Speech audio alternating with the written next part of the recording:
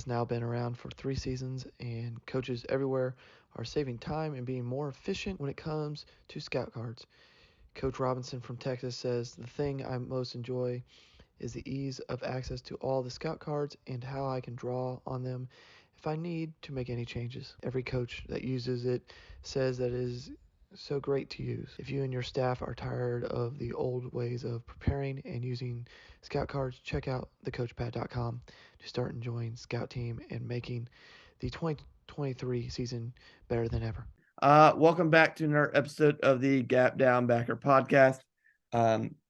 Today we have the new offensive line coach at Central State here in Ohio, Coach Jacob Dopsovic. Coach, how you doing? Great. How are you? I'm doing good. Doing good. Can't complain. It is a Sunday morning. After we're done here, I'm going to go get coffee. So that is my yeah. I need it. So, but I mean, before we get started, you've been around from D1 to lower levels, D3 essentially. How did you end up as the O-line coach there at Central State?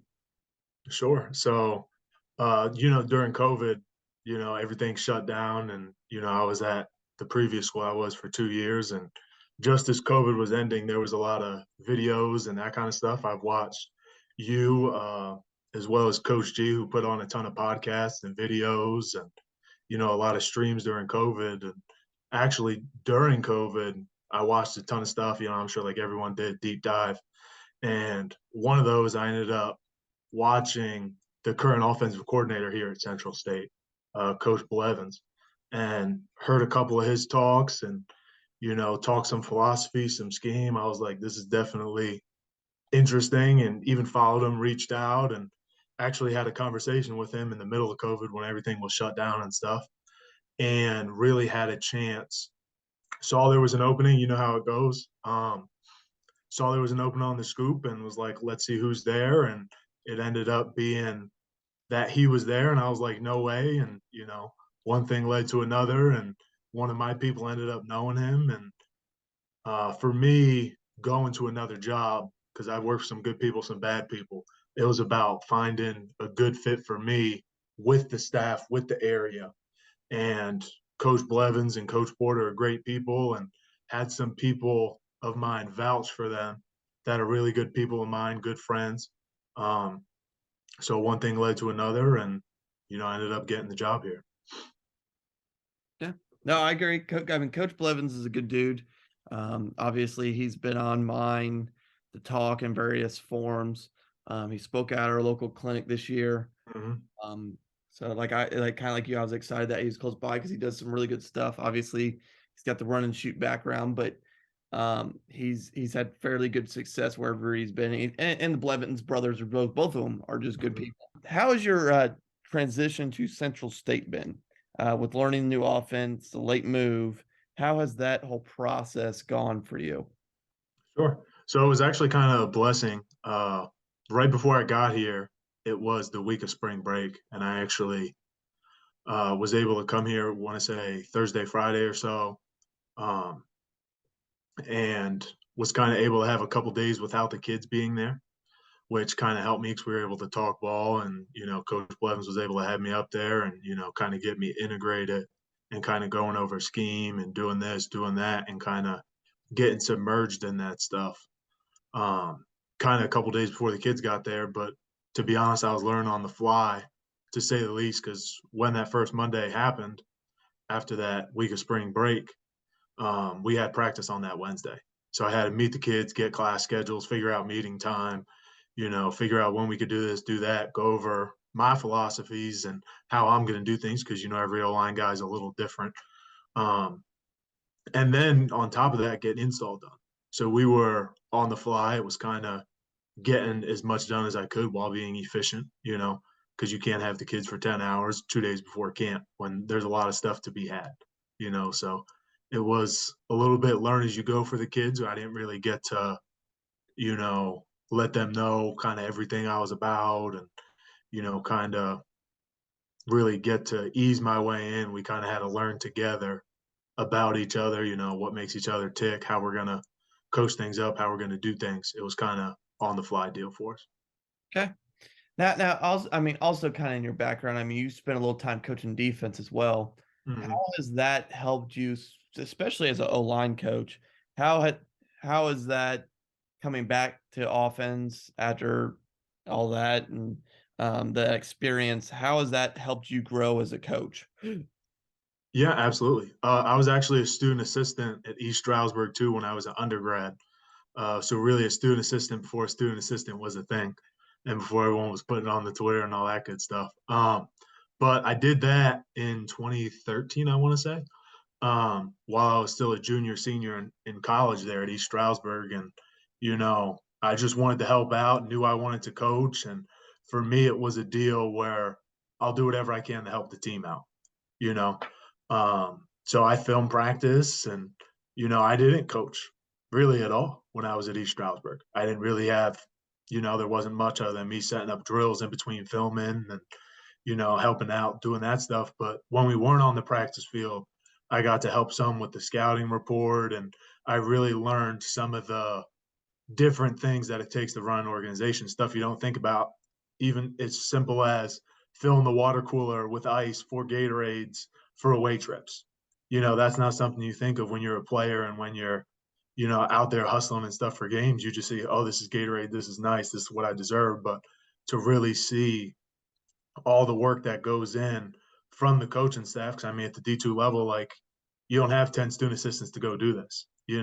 So there are part-time, full-time guys filling ice with Gatorades and getting stuff for waters and doing this, doing that, like to really get your hands dirty and see what it was about more than just the stuff on the field, more than just the stuff in the meetings. That's really in the minority of what you do as a football coach. So it was great to learn some of that stuff and to even sit down in meetings and see how those guys learned. And I'm sure us having a ton of different guys on the podcast and just speaking with different guys. Defensive guys are, I think, wired differently than offensive guys are. They look at a lot of different things and depth of the back and where's the back lined up, plus minus pistol, and you get a off ball tight end that really blows the circuits for those guys. How wide is he? Is he straddling leg of the tackle? Is he head up with the tackle? Is he outside the tackle? That may be three different formations, and it may be as an offensive guy, that tackle just didn't line up in a perfect alignment for that play, for us. And then, so after East Stroudsburg, I had to do an internship and a part of graduating, and I really didn't want to pay housing and stuff to live up in East Stroudsburg and stuff again if I couldn't. So I was looking for stuff a little closer to home and stuff I was going to be able to drive to save on costs and stuff. So ended up just cold calling people and sending hundreds of emails and all that stuff originally from Allentown, PA, Eastern Pennsylvania there, and ended up cold calling and being able to help out at Lafayette. And it wasn't said I was going to help out on offense or defense there, really. I ended up sitting in what was the offensive staff room, got there 10, 15 minutes early before everybody else. And one of the defensive guys came in first and said, "Hey, what's your name? Come on in here, come over here and help us out." I was like, okay, I didn't know no better. And I ended up getting stolen to the defensive side of the ball at Lafayette. And that was a great experience for me. And part of getting on there was I knew every team needs a good film staff. And even though they're D1, I was like, I'll help film practice games, set up drills, whatever you want me to do. And I ended up filming the wide shot for them the entire season, which was pretty cool to be able to learn the significance with that, travel, do this, do that, earn credits for my degree and stuff. And then during the day, I was doing all the quality control stuff on defense, printing scouting reports, printing this, helping out, doing the stats for the defense. And we had a pretty nice looking scouting report, like getting pictures of the guys and making sure everything fit within the box and names were spelled right. And it was my first time really having full responsibility. And I'll be honest, there were a couple reports that were tossed in the trash and for stuff spelled wrong. And, this isn't capitalized and that's not capitalized. Really, Lafayette, when I was on defense there and helping with some of that QC stuff, being the only QC guy there, everyone else was a position coach, really being the only QC there. And they actually put a lot on my plate, which was nice. And the better I did, the more you get. and really had an opportunity to get my feet wet as far as attention to detail. If every name wasn't properly capitalized, if every high school that they went to wasn't spelled properly with proper capitals, it was thrown out and it was done again. And that's really where the precision in everything I do, I believe, starts from. What I did in Lafayette, and it was perfect or it was wrong. If everyone's picture on the little scouting report that you had wasn't the proper size, if one was too big and one was too small, it had to be done over again. And that was something I was very grateful for. And even helping out with hit charts and stuff and seeing how an offense prepares based on formation and what they do based on back alignment, based on back depth, and some of those things that defensive guys look at. I think that helps me as an offensive coach because now when I'm game planning, when I'm looking at how a defense is going to attack us, I have experience and I've spent time chasing ghosts. Well, they ran this play 3 times. Did they actually run that play, or did this receiver just mess up and create a completely different concept? And then he got yanked from the game. So looking at some of that stuff where defensive guys mess up, offensive guys mess up too, right? Maybe his alignment wasn't supposed to be there if it was only one play, or maybe 2 plays, maybe the back was lined on the wrong side for pass protection. And maybe that's not a whole new formation if it was just 1 time or 2 times. So really looking at kind of some of those things is definitely interesting because a lot of people have to go ask defensive guys, hey, how would you break us down? Or, what do you think is a weakness for us?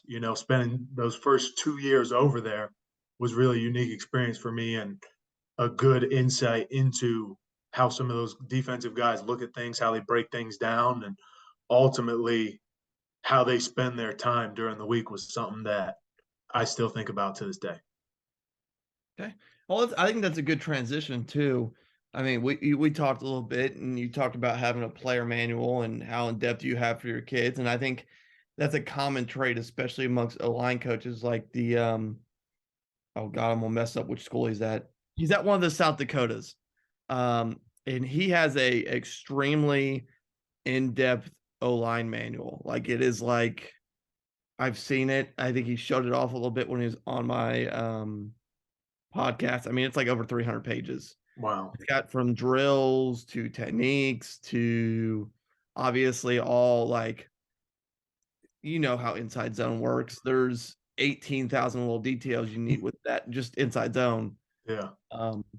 Based off the front, and how you number and all that stuff. So his is literally like over 300 pages if I remember correctly.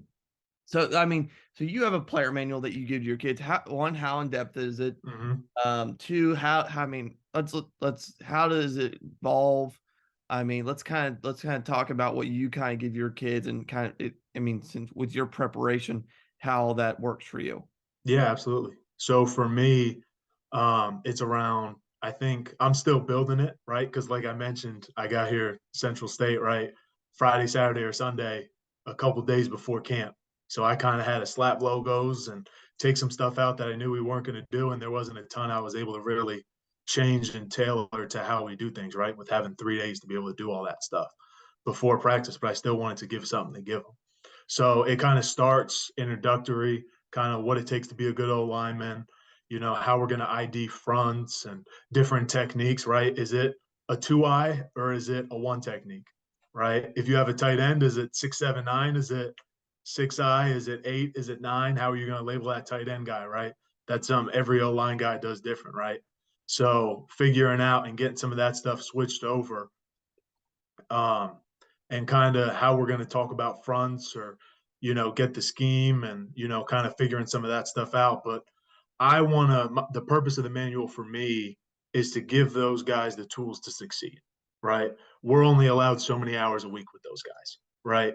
So I want to be able to have something for them to go to if they're looking at tape at 10, 11 o'clock at night and they don't want to text me or I'm asleep, right? So I want to be able to have everything in there for those guys. Now, mine isn't 300 pages.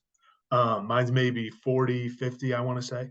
And I have a lot of diagrams in those, right? So, like for footwork, right? Every footwork is different for every O-line coach, right? So that's one thing that these guys had to transition to was kind of how we were going to do footwork. So in my manual, I actually have the drawings of the feet, right? So I'll back up a little bit. So you can see like a left tackle, if he's taking inside footwork, you could see step 1, step 2.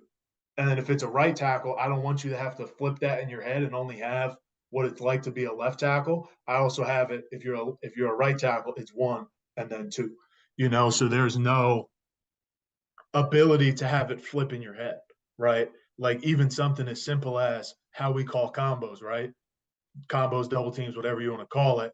It's not based on is it the right side combo or is it a left side combo? It's play side, backside, right? And originally in my manual, I had it, the run was only to the right. And then you would see, it's single, double, triple, around the base. Backside, it's A, B, C letters, right? Pretty standard. And I would give the guys a quiz during the spring, and then I would put it, what are our doubles and combos to the left? And then the guys would put it like the run is to the right. And for me, they had to flip that in their brain so they got the question wrong. You see what I'm saying? Because it was only in the manual to the right. So I was like, yes, we talk about to the left. This is what the combos, this is what the double teams are called. But for them seeing it, they weren't able to process it and switch it in their brain. So even for the manual this fall, I have the double teams combos when the run's to the right. And then just beneath it, like I have a line drawn so you could tell. And then it says run to the left, and then you could see it flipped. So they don't have to physically process it. Or heck, maybe they didn't see where it said run to the right at the top, and they're just like, okay, this is what we call combos if we're a left tackle, left guard, right guard, center, etc. So I want to make it as simple as possible so even they can understand what they're doing and look at it on their own. And the same way that you have all the different base footworks that you're going to use for inside zone, outside zone, power, counter, whatever schemes you're going to run, right? I also have the same thing for pass sets as well, right? So we're going to have our angle set, we're going to have our vertical set, we're going to have, we don't use the word jump set because I don't want the guys to think about jumping on a guy, right? Or that they want 2 feet in the air, especially with a freshman. You may get a guy that wants to physically jump, and that's not what we want. So we call it a psycho set. You got to be a little crazy to run at a guy on pass protection, So we'll call it psycho, and we have the different footworks for those guys. For a left tackle, the vertical set where he could see we're here, we're stepping, and the right tackle can see it. He doesn't have to flip it in his brain like we just talked about. It's going to be the same deal where he could see he's vertical set, and that's something I think is important because I've been with guys that have just talked about it in the meeting and then on the field it looks awful, and I think anything little thing you could do to help those guys out and do work on their own and give them the ability to, and is something that I think is very important, right? Even in the beginning part of the manual, I even talk about how to take notes because today kids don't date the page, right? Coach, I know that seems simple and I'm sure you do that too, right? Dating the page when you take notes is very important because if you're trying to go back and find a note, well, heck, I remember it was a Wednesday practice because it was raining, if you don't date your pages, how don't you know that? So we talk about how to properly take notes, and I'll do notebook checks where I'll collect all the guys' notebooks and just look at how they're taking notes and make sure if there's a way it could be done better that fits them, right? Because every person's not going to take notes the same way, but making sure they take notes to fit them and how they can take notes maybe a little better to help them out. Like one thing I saw a guy did was he took notes by scheme. So one page was power, one page was zone, one page was outside zone, one page was pass protection. So he had all his notes for that one scheme with practice film, with install on 1 page or 2 pages, and they were right next to each other. I saw that. I was like, I never thought of that, but that's a really cool way to study things, where a different guy just has it by day and he could kind of just see, okay, these are Wednesday's notes, Thursday's notes, etc. No one way is right, but coaching the kid up on how it makes sense for him to take his, game to the next level. And one thing I think is important to do is the AVK, right? As a teacher, are you an audio, visual, or kinesthetic learner, right? I have all those guys take that quiz. It's a pain in the butt because it's like 25, 30 questions or so. And it asks you questions like, when you're trying on a shirt, when you're looking at a shirt to buy, do you try it on? Do you visualize yourself in the mirror wearing it? Or do you hold it up to yourself? And answering some questions like that, you're kind of able to see how a kid learns best, right? And I think that's vitally important, because if you're a guy that learns by visual and kinesthetics, meaning you got to see representation, you got to see diagrams, or you kinesthetic learner, you have to physically do it. But if we're just sitting here, coach, and having a conversation about it, the kid isn't going to process that. The kid's not going to understand it. And I'm one of those guys. Or audio does nothing for me. Me and you could talk about doing something, but if there's any diagram, if there's any footwork, I got to physically see it.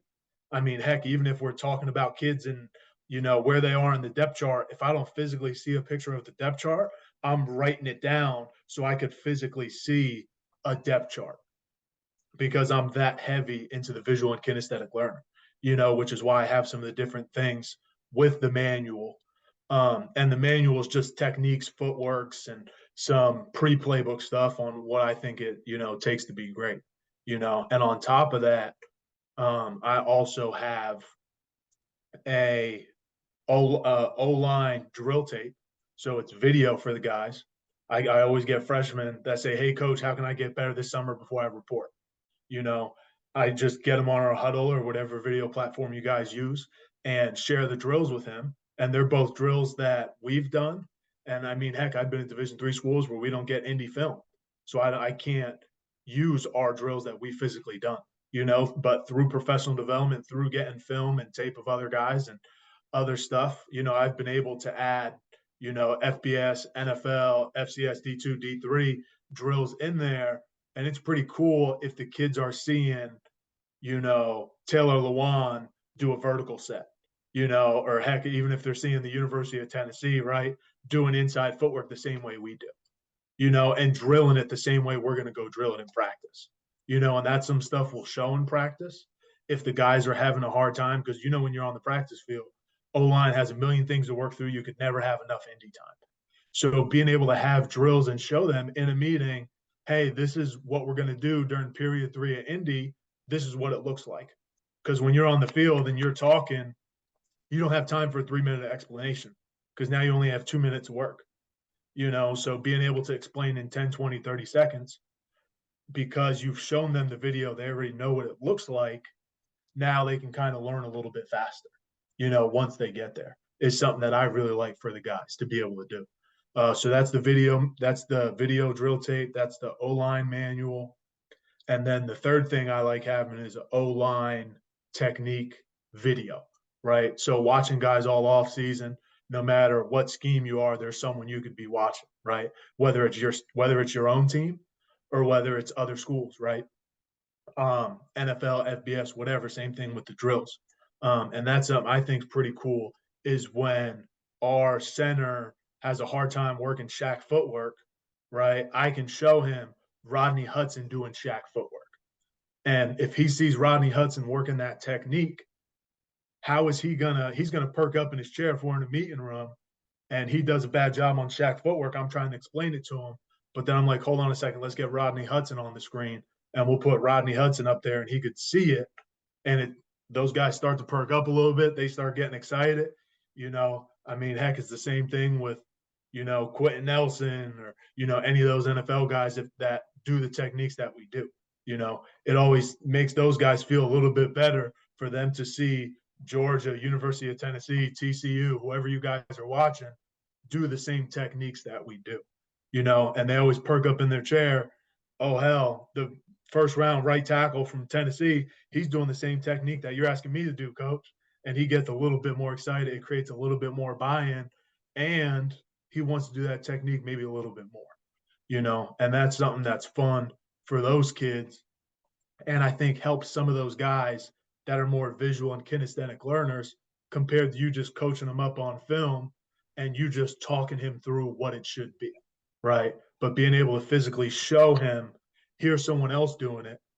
I mean, heck, even us as a Division II school, showing a guy do something at the Division III level. I mean, well, heck, if those guys could do it in theory, right, you should be able to crush that technique too.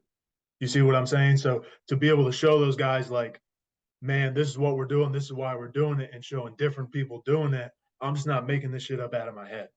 That everything is carefully planned and deliberate and, trained. I'm a guy that played 1 year Division III football and spent time coaching, like you mentioned earlier, everything from FCS to Division III. There's no technique that's set in stone for me. Everything's in pencil because, I'm always looking to get better.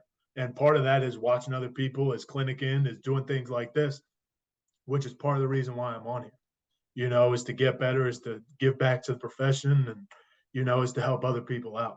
Because, I mean, heck, I've watched almost every episode of your deal here, whether it's audio in the car or whether it's, visually seeing it, when there were some things where I had to go back. I think it was the South Dakota coach, where I had to go back and watch it because he had some visuals in there. And I was like, I was listening in the car. I'm like, I know what he's talking about, but I need to watch this because I'm not quite picking up what he's putting down. So that's kind of some of the things I think are important to give the kids access to. And that's why I like having O-line coaches on, because they're extremely detailed people. I mean, that's just in general. Like, I mean, you listen to some of the O-line coaches I've had on. I mean, it could be a D1 O-line coach down to a high school O-line coach. Just the detail on it, and like I said, kind of the player manual you talked about hits on all that. I kind of want, like, I'm gonna go off a little bit because you had me think of some stuff while we were going. Well, I mean, and I'll just kind of add these, because I think having the player manual as the main topic has been a great part of kind of the detail you go into. But I mean, from a O-line perspective, I mean, let's be honest, all O-line coaches all have a favorite play to teach. Uh, Mm-hmm. if you had to pick one out of the ones you've had, inside zone, outside zone, power, counter, dive, whatever it is, what O-line not O-line run play, just run play, do you enjoy installing and teaching the most?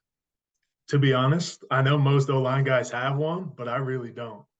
I really, like, I've been at places where it's been inside zone, it's been power. Like, I really don't have a preference, but I will say when outside zone hits, it looks beautiful. Like, there's just something about all those guys moving in one deal and having there be one big hole where that's beautiful. And then when you run power and you get those great down blocks and the double teams and you get a nice tight pull and you see that alley right down the hash. I mean, those two plays that don't get more beautiful than that as far as like O-line stuff goes, as far as blocking stuff up. Okay. And my next question, you mentioned drills a little bit and kind Mm-hmm. of having the detail, the footwork and everything. Out of all your O-line drills, would, like, if you had to stand behind one, or one that you just enjoy doing daily or weekly or whatever, what is that O-line drill that you kind of hold your hat on, that is like, this is what we do, this is my favorite, this encompasses a lot of what we do?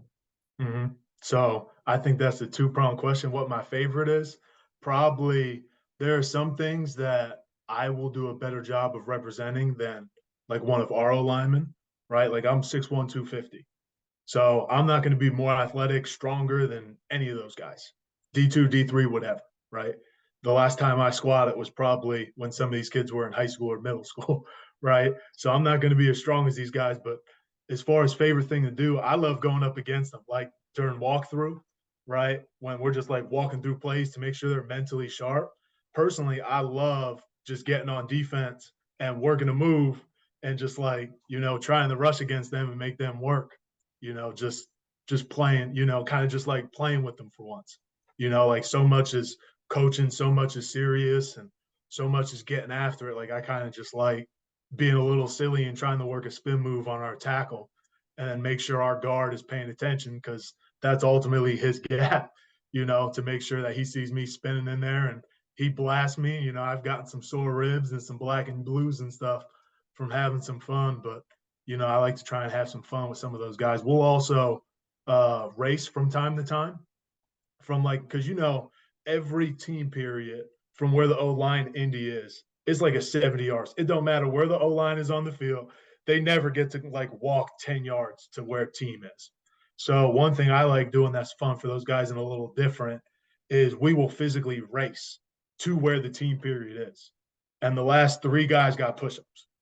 I don't care if you're a starter, I don't care if you're a backup, whatever. Once we hear that whistle and it's time for team period, I may be in the middle of a coaching point. I'm taking off running. And the last 3 guys got 10 push-ups. If I want the last 3, I got 10.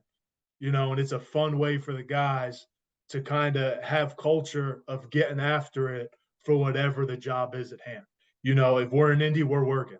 If it's time for us to transition the team, well, we got to transition. We got to haul ass, because ultimately, every team period, they're waiting on us to get ready. The skill guys are always there. They always got a 5-yard, 10-yard walk. They're always waiting for the O-line to get over here, get set.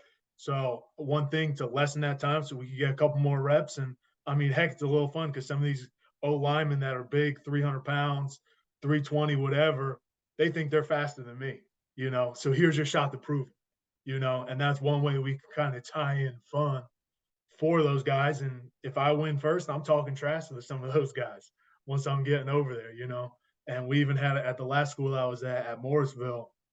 Kyle, he would always try and race me, and he was fast, boy. He beat me more often than not. But if I heard it before he did, and I got a good jump on him, there were a couple good races and, kind of fun. But to get back to your question, as far as things I'll tie my hat on, is I like getting on the towels, right? A lot of O-line coaches do this, right? You get the plus towels made up and just working on the footwork, whether there's a defender there, whether the defender is not there. Because I try and do less is more. So I try and tie as many techniques as I can to the individual play, right? So I work for double teams, covered and uncovered principles, right? So it's not necessarily this is what a center guard combo footwork it looks like, or this is what a guard tackle footwork looks like. No, for inside zone, this is what the covered, uncovered, it don't matter. Play side, backside, guard tackle in an odd front with the 4-eye. Like, it's just about all the same. The only thing that differs is kind of that linebacker location into the linebacker's location in relation to the hit point of the play. That's the only thing that may change the combination. Where's that linebacker in relation to where the ball is designed to hit? And we spent a lot of time talking about that. And we even draw in the playbook, like you mentioned, the coach having everything drawn up versus what front it was. I have that too versus the base fronts. And I also have where the ball is designed to hit. So they could physically see what it looks like where the ball is looking to go. So we can anticipate how the linebacker is going to play based on where the ball is designed to go. And that's something I think that isn't talked about enough, regardless of the scheme, zone, power, counter, whatever it is, that I think the O-line needs to understand where the ball's going and how that's going to be influenced by how the linebackers play. And some based on linebackers and how they do things, some guys read the O-lineman, so that's going to matter a little bit more because those guys are going to be plugging based on what those guys do. Some guys will look at the sniffer, H-back, or they'll key the backfield, so it's not going to matter as much. Because if the back's wide action, right, but we're running inside zone, but the back's opening up his shoulders wide, the backers are going to play a little different if they're keying the backfield compared to if they're keying the lineman up front. So it kind of depends on how those linebackers play on a week in, week out basis. Okay. And then my last question for you is as I've asked more and more people this at the end, especially strength coaches, but just in general, like for resources or things that you find to be most useful as an O-line coach, who do you go to? Where do you go? Like, where is like your place? Like, I mean, obviously the common sense one for O-line coaches is the God, I just lost my train of thought on it. The big O-line clinic that's every May. Oh, the C.o.o.l clinic, yeah. C.o.o.l clinic, thank you. I lost my mind for a second. Obviously, the C.o.o.l clinic is like the standard, but besides that, who do you talk to? Who do you listen to? Who do you reach out to? Is there anything that you've seen recently that's been like, hey, like this has been a great resource for me, as you've kind of developed as an O-line coach? Yeah. So for me, the C.o.o.l clinic's a must. That I was able to go to that luckily one time in person, and that was one of the most amazing experiences that I've been to as a football coach.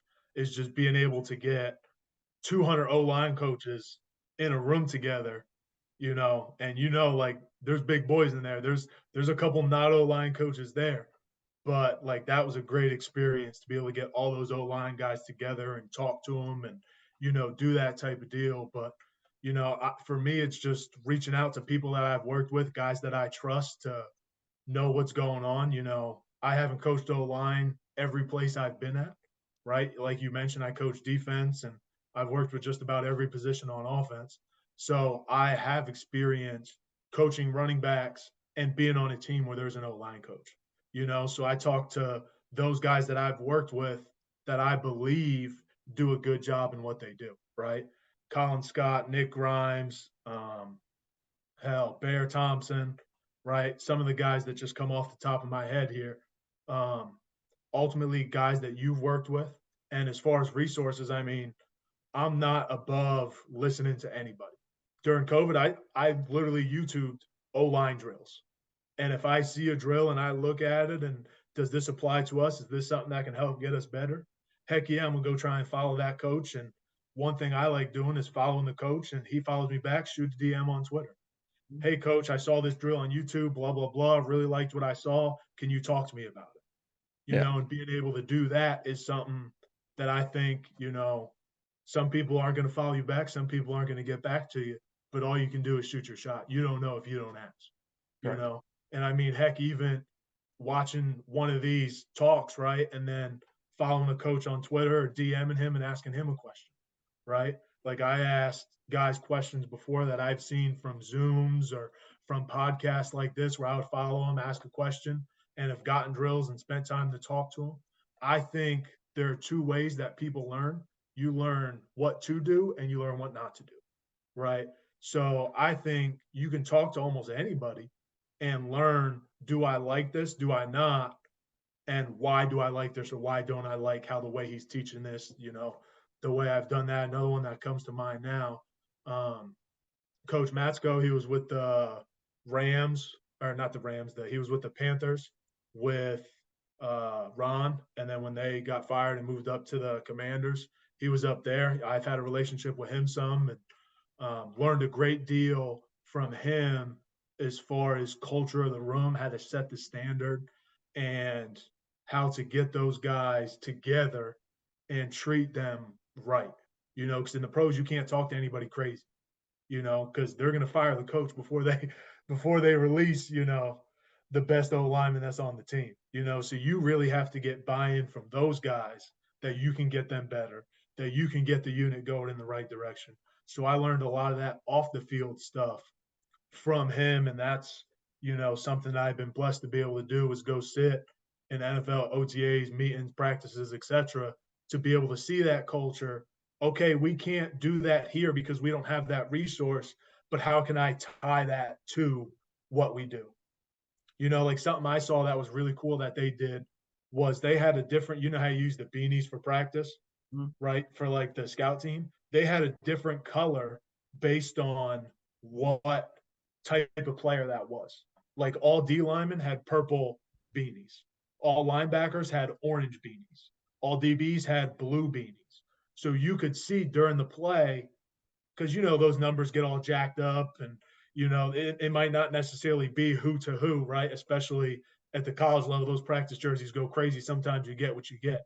Sometimes it's 99 and the corner's wearing. Like that's just how it is sometimes. But to have those different colors so you could see, okay, it's nickel personnel, okay, it's odd personnel, this is a backer walked up, and especially for the O line, right? Is he a linebacker? Is he a D line?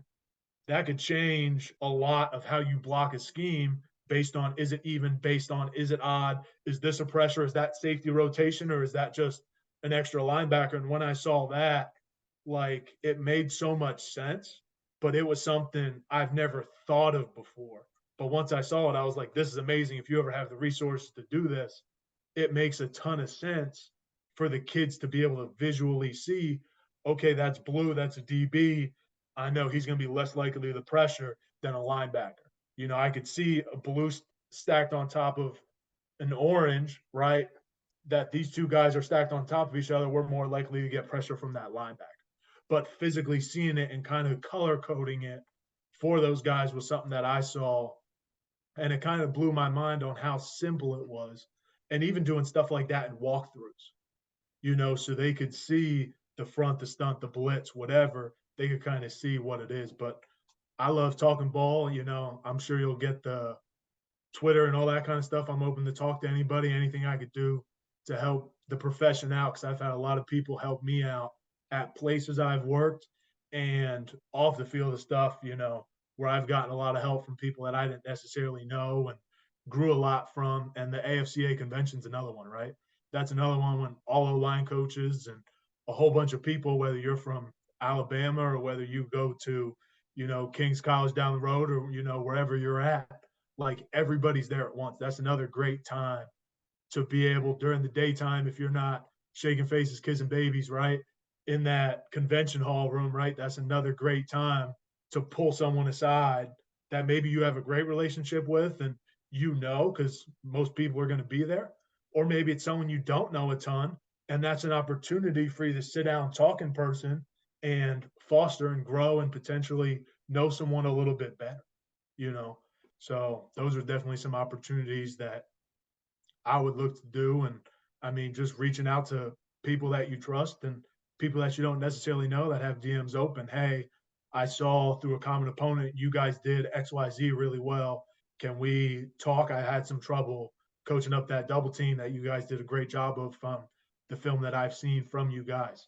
Maybe there's a coaching point I'm missing, or maybe you guys run the play more than we do, and maybe it's a rep thing. Okay. No, perfect, Coach. Coaches A, make sure you give him a follow on Twitter. If you got any questions, you want to talk to him more about his manual, Coach is pretty easy to get a hold of. His Twitter will be in the bio. Like, share, subscribe, all that lovely jazz. Make sure you check out Central State Football. They are doing a lot of good things over there. They have a really good staff. They're doing a lot better about recruiting, not only the Midwest, but just in general. And I think that's it. That is in our episode of the Gap Down Backer podcast.